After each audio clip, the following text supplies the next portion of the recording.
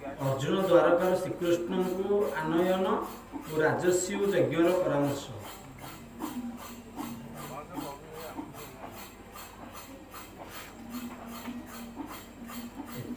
अनंतरे कथा शुण दंडधर युधिष्ठि आज्ञारे पार्थ होइले बाहार रात्र दिवसे चलिले पवन गतिरे हरि नाम घोषुथांती सर्वदा अंतरे 23 योजन व्रत चाली दिवा रात्र द्वारकारे प्रवेशिले वीरवर पार्थ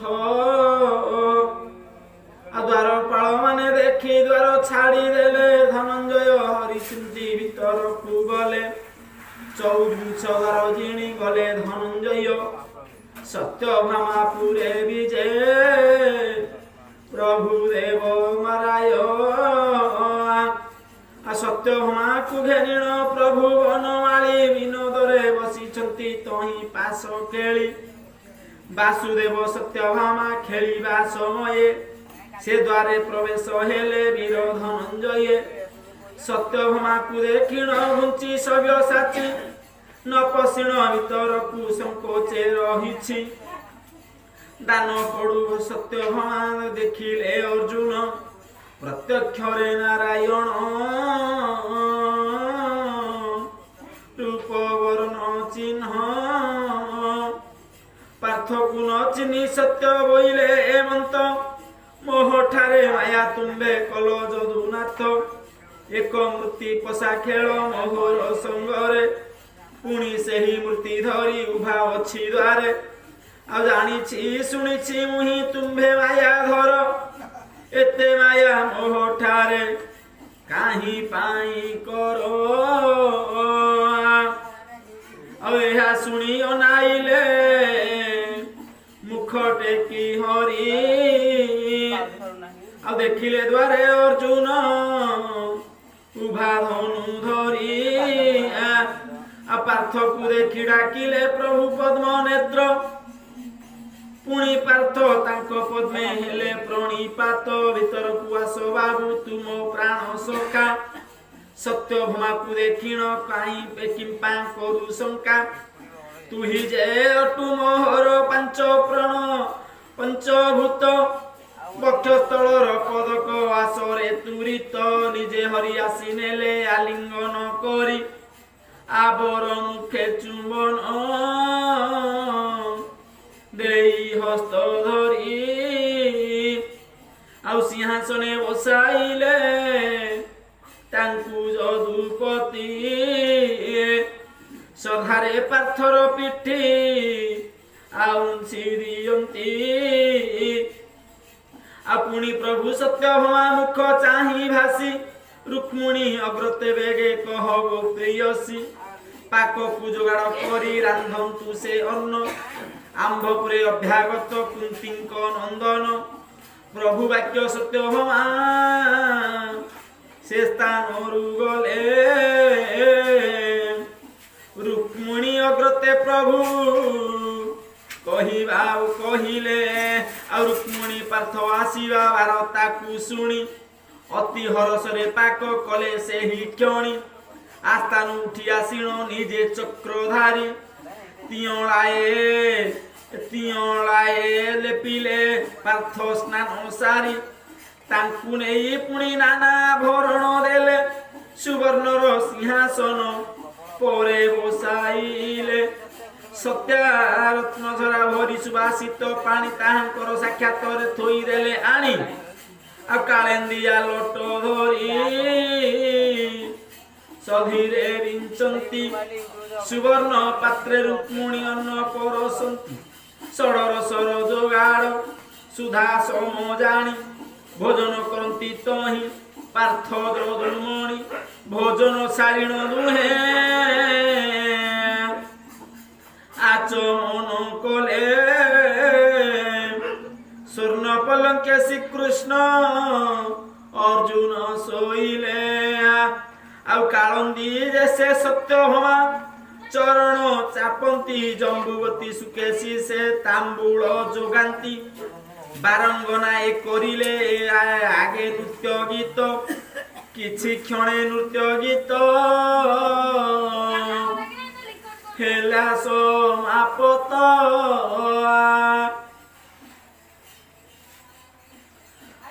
ଆଉ ଯହୁ ଗୋବିନ୍ଦ ପୁଛିଲେ କହ ଫାଲଗୁନି ଠାକୁରଙ୍କ କେଉଁ ଆଜ୍ଞା ଅଇଲୁ ତୁ ଗେନି କିବା ମୋର ପୁତ୍ର ପୁତ୍ରୀ ଦେଖିବା ନିମନ୍ତେ ବନାରଥେ ପଦ ବ୍ରଜେ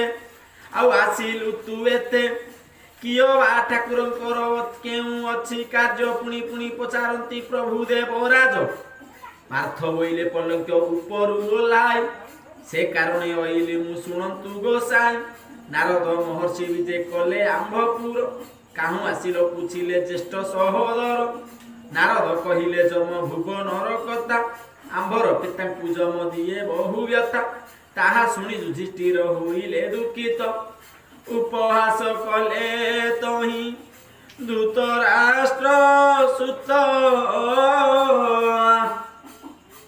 ଏହା ଶୁଣି ଯୁଧିଷ୍ଠିର ପେଶିଲେ ତକୁ ବେଗ ହୋଇ ଚାଲ ପ୍ରଭୁ ଇନ୍ଦ୍ର ପ୍ରଶସ୍ତକୁ ଶୁଣି ବାସୁଦେବ ବହୁ ସାନନ୍ଦ ହୋଇଲେ ଯିବାକୁ ସଜ ହୋଇଣ ତହୁଁ ବାହାରିଲେ ଗରୁଡ଼ କୁସୁମରଣ କରିଲେ ତୁରିତ ରାମ୍ୟ କଦି ପୁଅ ଅଇଲା ବନି ତାର ସୁତ ଆବିଜେ କଲେ ନାରାୟଣ ବୈନତେୟ ପିଠି ପାଶରେ ଯେ ବସାଇଲେ ପାଣ୍ଡବ କିରାଟି ଆଉ ଉଡ଼ିଲା ଗରୁଡ଼ ପ୍ରଭୁ ବସନ୍ତେ ପୃଷ୍ଠରେ ଘଡ଼ିକେ ପ୍ରବେଶ ହେଲା ହସ୍ତିନା ନଗରେ ଆଉ ଯେତେ ଦୂର ଦେଖିଲେ ଯେ ଯୁଧିଷ୍ଠିର ସ୍ଥାନ ତେତେ ଦୂର ପ୍ରଣମିଲେ କୃଷ୍ଣ ଅର୍ଜୁନ ଶୁଭ ଆଶୀର୍ବାଦ କଲେ ଧର୍ମଙ୍କ ନନ୍ଦନ ଆଉ ଆସ ଆସ ପାଶେ ଆସ ପଙ୍କଜ ନୟନ ଡାକନ୍ତେ ପାଶେ ଗଲେ ଯଦୁସାଇ ବିନୟରେ କର ଯୋଡ଼ି ଶ୍ରୀ ଛାମୁରେ ରହି ପୁଣ ପୁଣ ଦୟାମୟ ଭକ୍ତିମାନ ଅସରେ ସାଷ୍ଟାଙ୍ଗେ ନମିଲେ ତାଙ୍କ ଚରଣ ତଳରେ ଆଜୁ ଯୁଧିଷ୍ଠି ଆଜ୍ଞା ଦେଲେ ଯାଅ ରେ ନକୁଳ ତଳୁ ତୋଳି ଶ୍ରୀକୃଷ୍ଣଙ୍କୁ ଆଣକ ରିକାଳ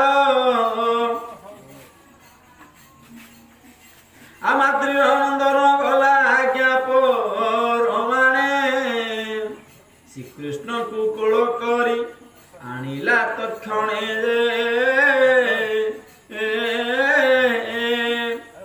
ଉଠିଲେ କ ନାରାୟଣ ଧର୍ମ ଆଜ୍ଞା ପାଇ ଉଭା ହେଲେ ନମ୍ର ଭାବେ ପଛକୁ ଉଞ୍ଚା ଦେଇ ତଦପରେ ପୁଛା କଲେ ବେନି କର ଯୋଡ଼ି କେଉଁ କାର୍ଯ୍ୟ ଡକାଇଲେ କହନ୍ତୁ ତା ଫେଡ଼ି ଯୁଧିଷ୍ଠି ଦେବ ବୋଇଲେ ଶୁଣ ଦାମୋଦର ନାରଦଙ୍କ ବାକ୍ୟ ଥୟ ନୁହେଁ ମୋ ଶରୀର ଏବେ ହରି ନାରଦଙ୍କୁ କର ସୁମରଣା ସେ କହିବେ ତୁମ୍ଭ ଆଗେ ସକଳ ଘଟଣା ଯୁଧିଷ୍ଠିର ବାକ୍ୟ ହରି ନାରଦ ଚିନ୍ତନ୍ତେ ସେହି କ୍ଷଣି ନାରଦ ସ୍ଥିତ ହରିଙ୍କ ଅଗ୍ରତେ ଆଉ ଲକ୍ଷପତି ପଚାରିଲେ ନାରଦଙ୍କୁ ଚାହିଁ କହ ଆହେ ଋଷି କେଉଁ ବିଷୟ ଛଇ ଆଉ ନାରଦ ବୋଇଲେ ବଡ଼ ଦୁଃଖର ବିଷୟ କି କହିବି ତୁମ୍ଭ ଆଗେ ପ୍ରଭୁ ଦୟାମୟ ଦିହେ ମୁହିଁ ଜମଏ ଦିନେ ମୁହିଁ ସଂଯମନି ପୁରେ ଯାଇଥିଲି ଏହାଙ୍କ ପିତା ପଣ୍ଡୁଙ୍କୁ ସେଠାରେ ଦେଖିଲି ବ୍ରହ୍ମ ହତ୍ୟା ଦୋଷ ଯୋଗୁ ଦୁଷ୍ଟ ଜନ୍ତୁପତି ଆପଣଙ୍କୁ ଛିଡ଼ା କରାଇ ଦିଏ ଏହି ଶାସ୍ତି। ପୁନରୂପି ଏହି କଥା ଦେବ ଯୁଧିଷ୍ଠିର ହାୟ କହି କହି ଲୁଟିଲେ ସେ ଧରଣୀ ଉପର। ଆଉ କୋଳ କରି ଉଠାଇଲେ ତାଙ୍କୁ ଜଗନ୍ନାଥ। ଏଥିପାଇଁ ଆହେ ଦେବ ନହୁ ଅଚିନ୍ତିତ। ଆଉ ଯୁଧିଷ୍ଠି ବୋଇଲେ ଆହେ ଜମ୍ବୁ ଅଧିପତି। ମୋର ସମପୁତ୍ର ଥାଉ ପିତାଙ୍କୁ ଏ ଶାସ୍ତି। ଏହା ଶୁଣି ସହଦେବ କାହାର ଶରୀର ଦେବୀ ତୀର୍ଥ ହେବି ତୀର୍ଥ ଆସି ମୁହିଁ ହୋଇ ରେ ଶାନ୍ତର। ଗଙ୍ଗା ଗୟା ଗୋଦାବରୀ ଆଉ ବୈତରିଣୀ ନର୍ମଦା ସିନ୍ଧୁ କାବେରୀ କେଦାର ତ୍ରିବେଣୀ ଫଲ୍ଗୁ ସୁର୍ଣ୍ଣରେଖା ଭଦ୍ରମଣି କର୍ଣ୍ଣ ତ୍ରିଥେ ଗମିରିଏ ସର୍ବତ୍ରିତେ ପିତା ମୁକ୍ତି ଅର୍ଥେ। ଜଗତ ମୋହନ ତୁହି ପତିତ ଧାରଣ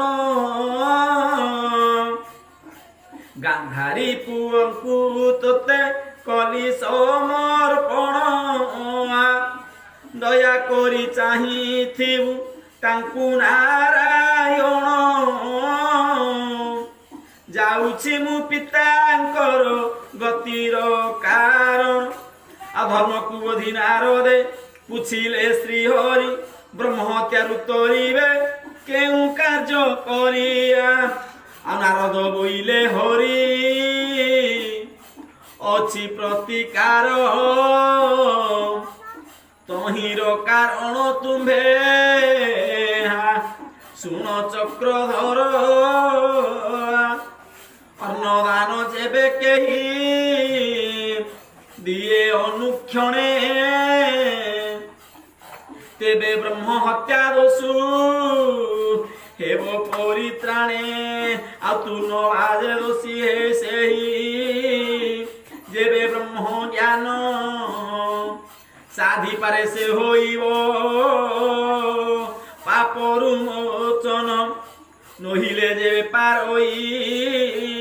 ବହୁ ତୀର୍ଥ କରି କି ବାରଣ ଯଜ୍ଞ ମରେ ଅସ୍ତ୍ର ଶସ୍ତ୍ର ଧରି କିଅ ବା ପ୍ରୟାଗ ଜଳେ ଦେବ ଯେବେ ଝାସ ତାହାର ଖଣ୍ଡନ ହେବ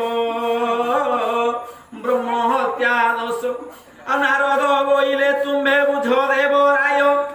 ବ୍ରହ୍ମ ହତ୍ୟା ଦୋଷ ପୂଜେ ପାଞ୍ଚ ଉପାୟ। ଯୁଧିଷ୍ଠି ବୋଇଲେ ଶୁଣ ଆହେ ଭାବଗ୍ରାହୀ ପିତା ଯେ ଦୁଃଖ ଭୋଗନ୍ତି ଯମପୁରେ ରହି। ମୁଁ କ୍ରିୟା କରିପାରିବି ଉଦ୍ଧାରିବେ ସେହୁ। ଜଣାଯାଏ ତାଙ୍କ ପ୍ରତି ନୋହିବ ଯେ ଆଉ କାହା ତୁଲେ ଯୁଦ୍ଧ ମୁହିଁ କରିବି ହେ ହରି। ମୋହର ସେ ପରି କେହି ନାହିଁ ତ ବୈରୀ। ବ୍ରହ୍ମଜ୍ଞାନ ସାଧିବାକୁ ଶକ୍ତି ନାହିଁ ମୋର କିପରି ପ୍ରାଣ ପାଇବେ ମୋହର ପ୍ରିୟର। ସବୁବେଳେ ଦେଉଥିବି ଅବା ଅନ୍ନଦାନ ତାହା କରିବାକୁ ନାହିଁ ମୋର କେତେ ଧନ। ଧୃତରାଷ୍ଟ୍ର ପୋଷୁଛନ୍ତି ଅନ୍ନ ବସ୍ତ୍ର ଦେଇ ଅନ୍ନଦାନ ଦେବା ପାଇଁ ଶକ୍ତି ହେବ କାହିଁ। ପ୍ରୟାଗ ଝାସିବି ତେବେ ପିତାଙ୍କ ନିମନ୍ତେ ଆତ୍ମଘାତୀର ପାତକ ଲାଗିବ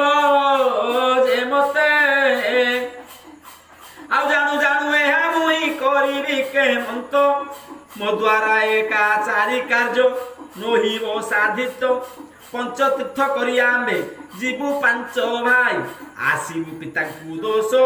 ଯେତେ ଦିନ ଯାଇ। ଧୃତରାଷ୍ଟ୍ର ପୁତ୍ରଙ୍କୁ ମୁଁ ଦେବି ରାଜ୍ୟ ଭାର ତାଙ୍କୁ ଦୟା କରିଥିବ ତୁମ୍ଭେ ଚକ୍ରଧର। ଯୁଧିଷ୍ଠିର ବାକ୍ୟ ଶୁଣି ବୋଇଲେ ଶ୍ରୀ ବସି ଅନ୍ନଦାନ ଦିଅ ତୁମ୍ଭେ ନଭାଳ ହେ କିଛି। ନାରଦ ବୋଇଲେ ଯେବେ ଅନ୍ନଦାନ ଦେବ ତୁମ୍ଭେ ରାଜସୀ ଯଜ୍ଞ କର ଧର୍ମ ଦେବ। ଆଉ ନାରଦଙ୍କ ବାକ୍ୟ ଶୁଣି কহ রাজসূয় যজ্ঞ বিধান কেমন্ত নারদ বইলে শুণ আহে নরপতি লক্ষে নরপতিଙ୍କୁ আনিব নির্মন্ত্রী সবু রাজা আসিবে যেঝা সৈন্য ঘেনি বালখিল্যা সহিতরে আসিবে যে মুনি 16 দিন পর্যন্তে হইব আহুতি আর সৌরি গৌরী নল বিধি রান্ধনায় প্রতি ଆଉ ଯେ ଯାହା ମାଗିବ ତାହା ଦେଉଥିବ ଦାନ ଶତ୍ରୁ ମିତ୍ର ସମସ୍ତଙ୍କୁ କରିବ ସମାନ ଆଉ ଯୁଧିଷ୍ଠି ବୋଇଲେ ଶୁଣ ଦେବ ମଧୁହାରି ଏହି ବିଧାନକୁ ଶକ୍ତି ନାହିଁ ତ ମୋହରି ଆଉ ଧନ୍ୟାଢ୍ୟପଣକୁ ମୁହିଁ ନୁହଁ ଭାଜନ ଅନୁକ୍ଷଣେ ଦାନ ମୁହିଁ କରିବି କେଶନ ମୋ ଦ୍ୱାରା ହୋଇ ନ ପାରେ ରାଜସୀ ସଭା ତୀର୍ଥବାସୀ ହେବି ମୁହିଁ ଆଜ୍ଞା ମତେ ଦେବା ଗୋବିନ୍ଦ ବୋଇଲେ କିମ୍ପା କହୁଛ ଏସନ ଏତେ ଥାଇ ତାଙ୍କ ପାପ ଯେବେ ହେବ ହତ ତେବେ କାହିଁ ପାଇଁ ଯିବ ବହୁତ ଦୂରକୁ ନାରଦ ବୋଇଲେ ଚିନ୍ତା ନ କର ଧନକୁ ଯାହାକୁ ସପକ୍ଷ ଅଛନ୍ତି ପ୍ରଭୁ ଦେବରାଜ ଲକ୍ଷେ ଆଉ ଲକ୍ଷ୍ମୀ ଦେବୀ ଯାହାଙ୍କର ଅଟନ୍ତି ଭାରି ଯା ଆଉ ସେହି ପ୍ରଭୁ ଯାକୁ ଭୂତ୍ୟପଣରେ ଖଟନ୍ତି ଅନ୍ନ ଭୋଜନ ଦେବାକୁ କିସ ତାର ଭୀତି ନାରଦ ଚାହିଁଣ ଧର୍ମ ନୃପତି ପୁଛନ୍ତି ଲକ୍ଷ୍ୟ କରାଯାଏ କିଏ ପୃଥିବୀରେ ଅଛନ୍ତି ବଦନ୍ତି ଯେ ବ୍ରହ୍ମ ଋଷି ଶୁଣ ବାସୁଦେବ 4 ଗୁଣା ସହସ୍ର ଏ 4 ଗୁଣା ଲକ୍ଷେ ରାଜା ପୃଥିବୀରେ ପାଇବ ଆଉ 25 ସହସ୍ର ରାଜା ଛନ୍ତି ପଶ୍ଚିମରେ 25 ସହସ୍ର ଛନ୍ତି ଉତ୍ତରରେ ପୂର୍ବ ଦିଗେ 4 ଗୁଣା 25,000 25 ସହସ୍ର ଦକ୍ଷିଣ ଦିଗର ଆଉ ଏହି ରୂପେ 4 ଗୁଣା ଲକ୍ଷେ ରାଜା ଅଛନ୍ତି ଏଥି ମଧ୍ୟରେ ଶାନ୍ତ ଆଉ ଦୁଷ୍ଟ ଯେ ଅଛନ୍ତି 4 ଗୁଣା ଲକ୍ଷେ ରାଜା ଥିବାର କହିଲେ ଏଥିରେ କି ଯାଗ ହେବ ଯୁଧିଷ୍ଠି ପୁଛିଲେ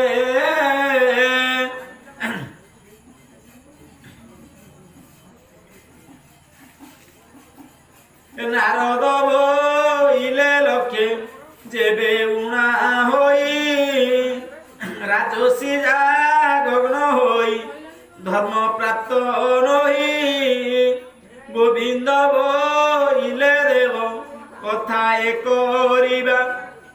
ସୁବର୍ଣ୍ଣର 4 ଗୋଟି ରାଜା ଗଢ଼ାଇବା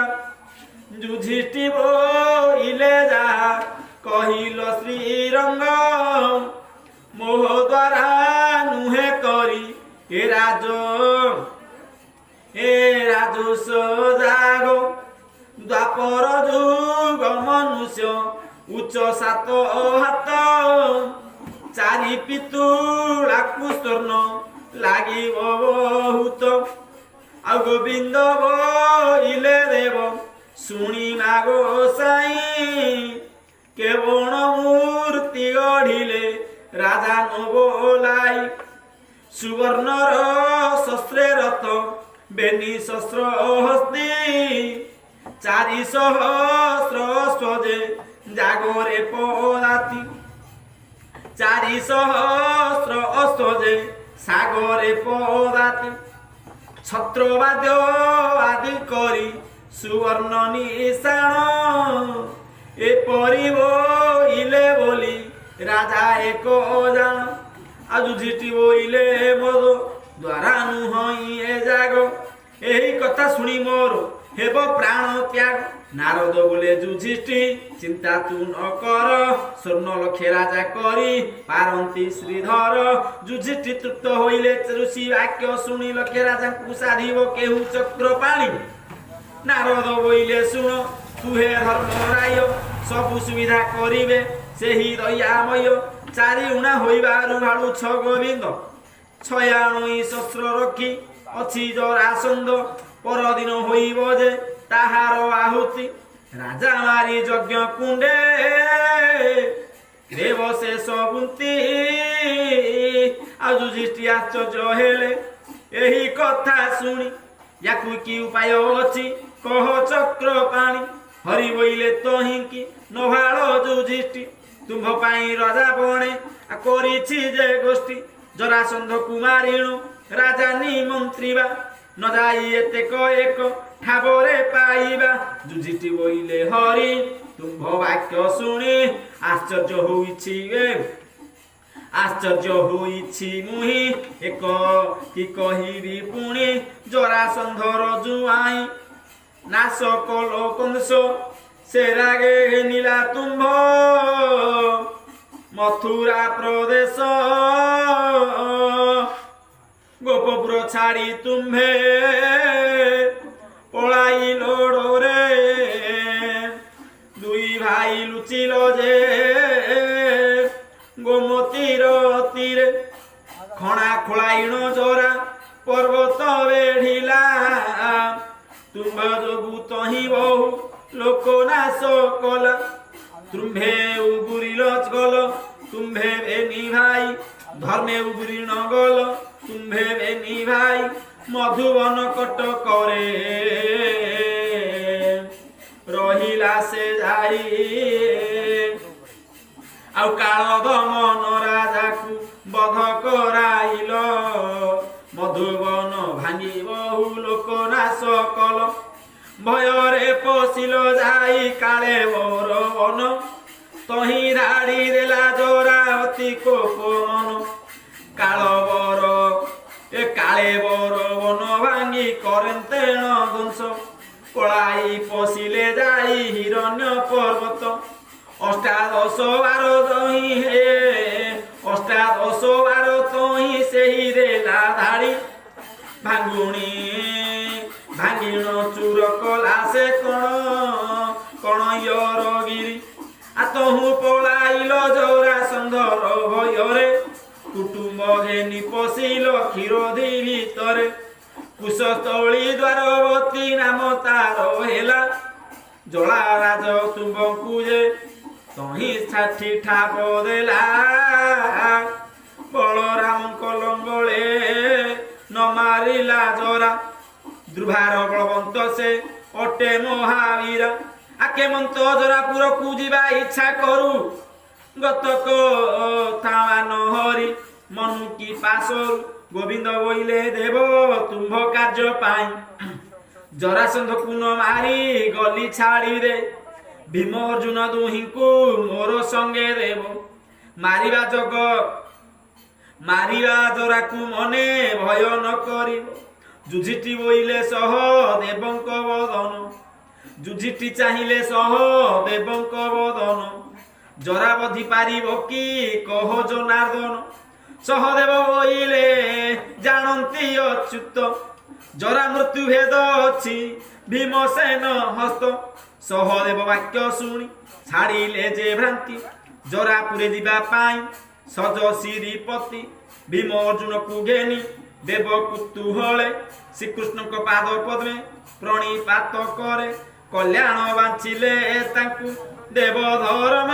ସୁତ ବାଞ୍ଚା ସିଦ୍ଧି ହେଉ ଚିର ଆୟୁ ଘେନି ବର୍ତ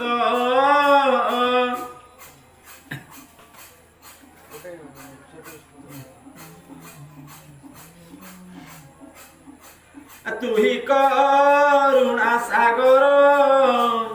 प्रभु पितवास आरे तुमर धन नाथ तू सोते मोर आस आ तुही देव प्रत्यक्ष रे अटु यज्ञ करता अभय वरदायक सर्व पिता माता देहु तोते चिंते मन वचन कर्तव्य ताहार मंगल करु तुही वासुदेवे अक्षत्रिय वृत्ति अटई देव बड़ कष्ट तो प्रश्ने मोर कष्ट एबे हेब नष्ट मुहि अनाथ जे तु ही अनाथक बंधु भक्त वचल नाथ अटु कृपा सिंधु अपार महिमा तोर न सरे कहन्ते मुनि तोर चरण उदर जे मते दधि बामन सुमरी करन्तु गमन शुभे जय लाभ करी कर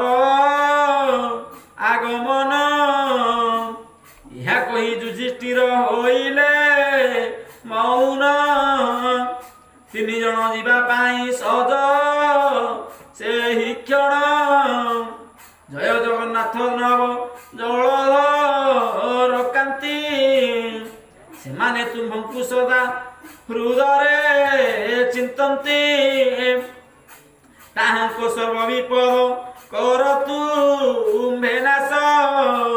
आबर तांकु अभय दिय पीतवास आउ जाठारे तुम्भे करुणा कल आहे हरि मंद कर्मरे न जाए मानस ताहारी करुणा सागर प्रभु आहे भगवान करुणा करंतु आरे मोठारे आपण जहा जाऊ मूढ़ता हेउ ज्ञानर संचार एतिकी प्रार्थना प्रभु सारला दासर जे